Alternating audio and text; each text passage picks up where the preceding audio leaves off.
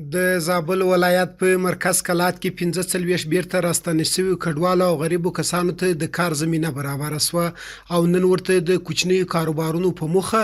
د کلات ښاروالۍ او زراعت ریاست په همغږۍ د NRC یا ناروې هیواد د کډوالو شورا په مالي ملاتړ د غرفو د ویش لړۍ پیل سوه. په همدې موخه په جوړه شوي مراسمو کې د ولایت مقام د دفتر رئیس وویل اسلامي امارت ژمن دی چې خپلو هیوادوالو په ځانګړي ډول بیرته راستنه شوي کډوالو او بېوزلو کسانو ته د کار زمینه مساعده کړي. نوموړی زیاتوي چې په همدې موخه نن دغه کسانو ته د کار او د هغوی د کورنۍ د اقتصاد جوړېدو په خاطر غرفې ورکول سوې ترڅو پکې خپل شخصي کاروبار وکړي او خپلو بچیانو ته یوه ګوله حلاله ډوډۍ پیدا کړي. خبرې کې د ولایت مقام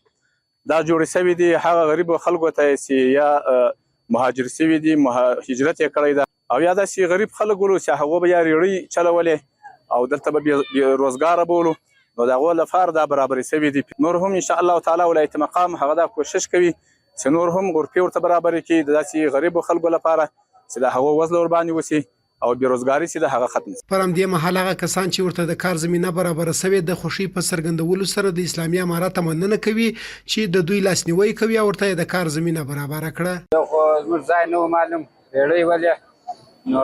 بازار کې مو ځای نه و معلوم د ډېرې یعنې بیخي د ډېرو مشکلاتو سره موږ مخ اوس ته ښاروالۍ سره موږ ډېر خوشحاله یو.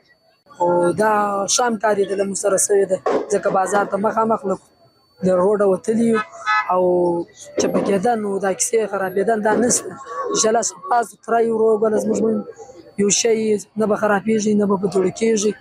او دا همکاري ځینې غواړو چې ورور له موږ سره څه نور کومک وشي. د یادولو وړ ده چې دا مهال په مرکز کلات او ولسوالیو کې د اسلامي امارت له لوري د موسسو په مرسته زرګونه کسانو ته د کار زمینه برابره سوې.